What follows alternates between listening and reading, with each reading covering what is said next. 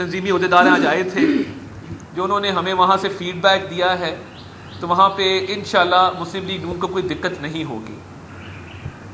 میں آپ کی یہاں پہ موجودگی سے فائدہ اٹھاتے ہوئے کچھ بات ڈسکے کی بھی کرنا چاہوں گا کہ پی ٹی آئی ابھی بھی الیکشن سے بھاگنا چاہ رہی ہے۔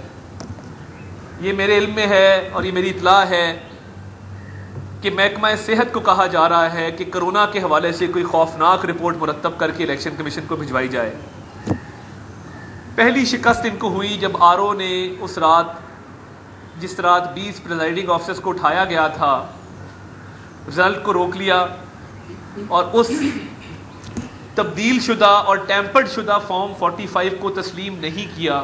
یہ پہلی شکست تھی پہلی رات، کیونکہ علی اسجد ملی اور عثمان ڈار کی استدعا یہ تھی کہ رزلٹ کو فی الفور اناؤنس کیا جائے۔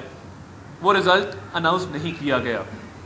الیکشن کمیشن نے اس الیکشن کی متنازع حیثیت کے حوالے سے جب دلائل سنے اور یہ دیکھا کہ نہ صرف ان 20 پریزائڈنگ آفیسرز کو اٹھایا گیا تھا، فائرنگ کے واقعات کا نوٹس لیا، تشدد کا نوٹس لیا، پولنگ کے عمل کو روکے جانے کا نوٹس لیا، اور جب نقشے پہ اور ویڈیوز کے ذریعے الیکشن کمیشن کو یہ بات باور کرائی گئی کہ کس طریقے سے پولیس کے ذریعے اور سول انتظامیہ کے ذریعے اس الیکشن پر اثر انداز ہونے کی اور ایک بدترین دھاندلی کرنے کی کوشش کی گئی ہے اور یہ الیکشن متنازع تھا، یہ بات دلائل کے ساتھ اور ثبوتوں کے ساتھ اسٹیبلش ہوئی۔ الیکشن کمیشن نے پورے حلقے میں ری پول کا فیصلہ دیا۔ یہ ان کی دوسری شکست تھی۔ تیسری شکست تب ہوئی کہ جب اس ملک کی سب سے اعلیٰ عدالت نے، سپریم کورٹ نے، اس کیس کو کئی ہفتے سننے کے بعد، تمام تر دلائل سننے کے بعد اور حلقے کے اندر پرتشدد واقعات، فائرنگ، قتل و غارت، پولنگ کے عمل کو روکے جانا، پریزائڈنگ آفیسرز کا اغوا، جب ان ساری باتوں کا نوٹس سپریم کورٹ نے بھی لیا اور تمام ثبوتوں کو دیکھا، تو یہ تیسری شکست پی ٹی آئی کو تب ہوئی اور سپریم کورٹ نے بھی الیکشن کمیشن کے فیصلے کو برقرار رکھتے ہوئے پورے حلقے میں ری پول کا فیصلہ برقرار رکھا اور اعلان کیا کہ یہ ہمارا فیصلہ یہی ہے کہ پورے حلقے میں دوبارہ سے پولنگ کرائی جائے گی۔ اب چوتھی شکست کا دن آنے والا ہے کہ جب 10 اپریل کو شکست فاش ہوگی، اور میں جو حلقے میں آج بھی جاؤں گا، میں وہیں پہ ہوں، کل بھی میں وہاں موجود تھا، جس طریقے سے ہمارا ورکر چارجڈ ہے اور جس طریقے سے مسلم لیگ نون کے کارکن سرگرم ہیں اور وہ اب اپنے ووٹ کی حفاظت کریں گے اور ووٹ کی حرمت کو وہ پوری طریقے سے اس کی پاسداری کریں گے۔ ہم پرامن لوگ ہیں، ہم نے کبھی ایک پتا نہیں توڑا، مگر اس دفعہ ہم پی ٹی آئی کو بتا دینا چاہتے ہیں کہ اس دفعہ ظلم زیادتی برداشت نہیں ہوگی۔ ہوش کے ناخن لیں۔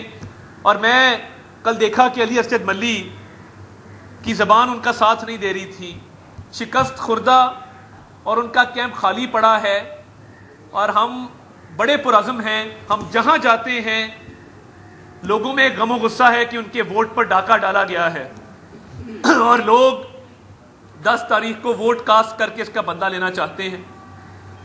ڈسکا شہر ایک بڑا شہر ہے، 11 لاکھ آبادی کا شہر ہے، ہمیشہ سے مسلم لیگ نون کا گڑھ رہا ہے، میاں نواز شریف کا شہر ہے۔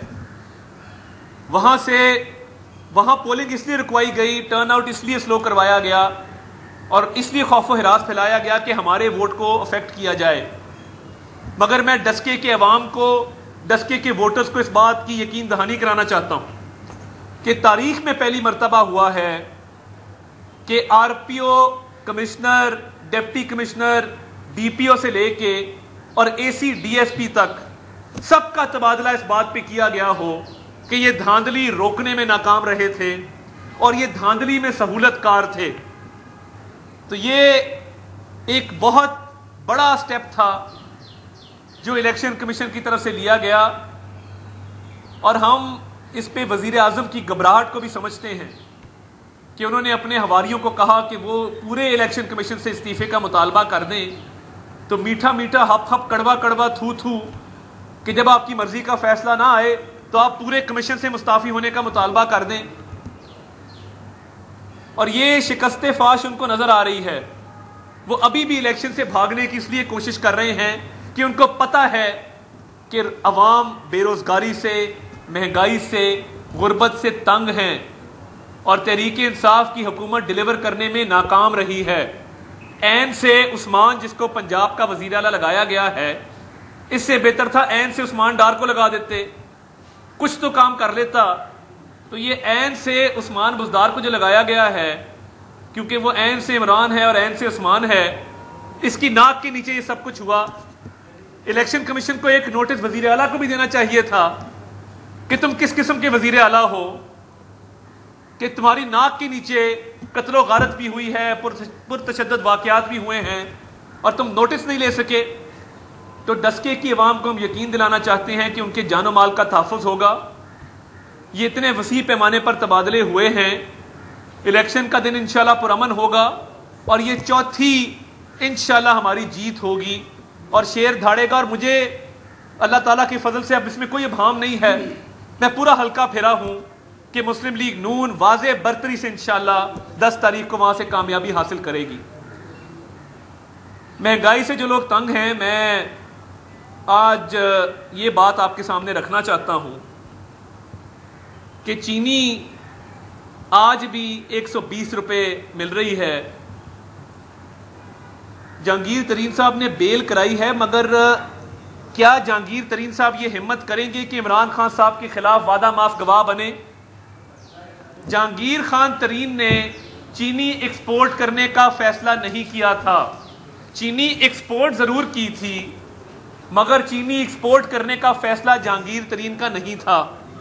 چینی ایکسپورٹ کرنے کا فیصلہ وفاقی حکومت کا تھا. چینی ایکسپورٹ کرنے کی جو حتمی منظوری ہے وہ وزیر اعظم عمران خان نے دی تھی. تو جو ایف آئی اے کا مقدمہ ہے، میں آج یہ مطالبہ رکھنا چاہتا ہوں کہ ایف آئی اے بطور کو اکیوزڈ کے اور بطور ایک معاون ملزم کے عمران خان نیازی کو شامل تفتیش کرے.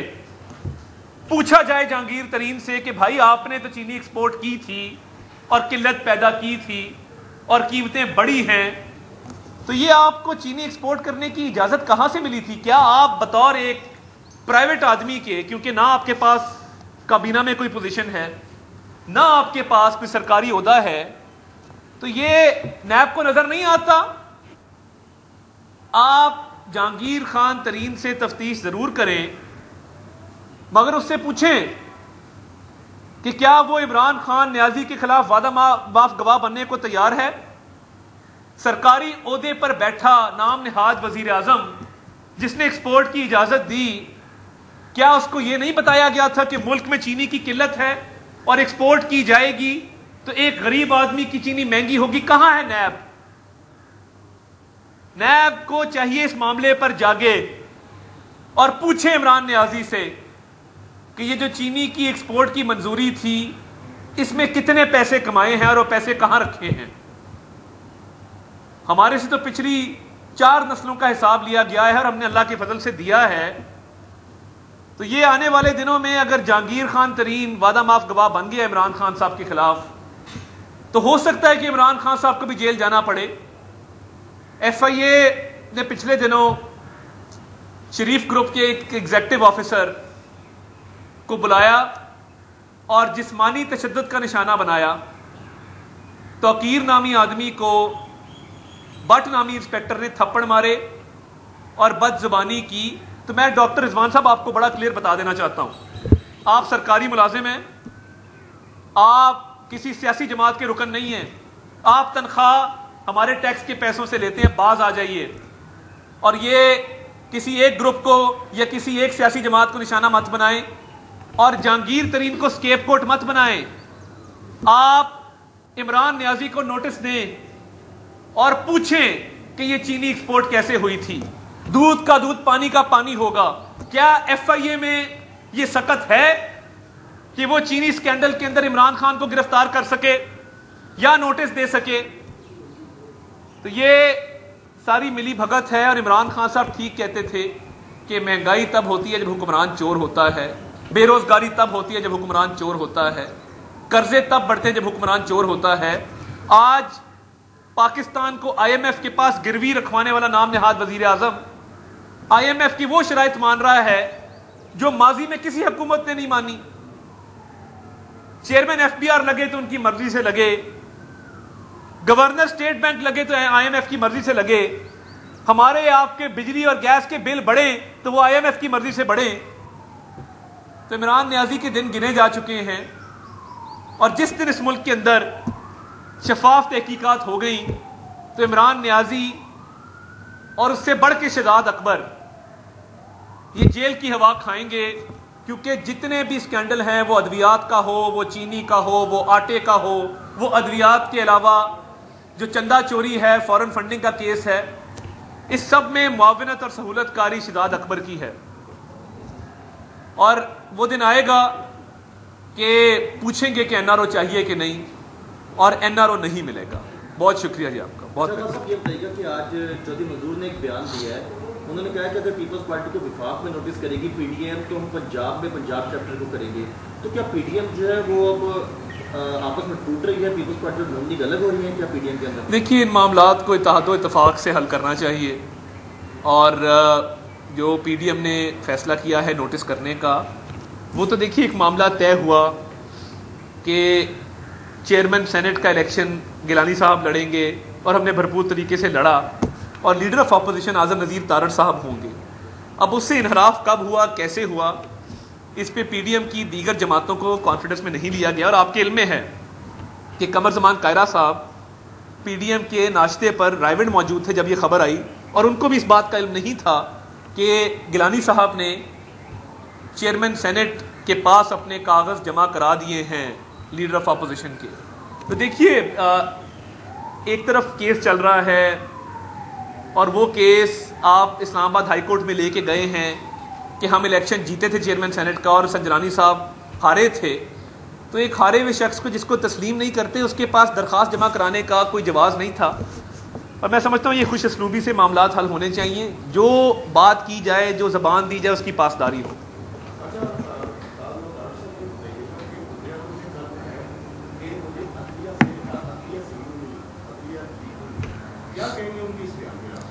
وہ وزیر اعظم جو جہاد کے لیے ہیلی کاپٹر کے ذریعے 11 بجے دفتر جاتا ہے اور 5 بجے اس جہاد سے واپس لوٹتا ہے, اس طرح کا جہاد اللہ تعالیٰ سب کو نصیب کرے کہ آپ 11 بجے ہیلی کاپٹر سے دفتر جائیں اور 5 بجے واپس آئیں.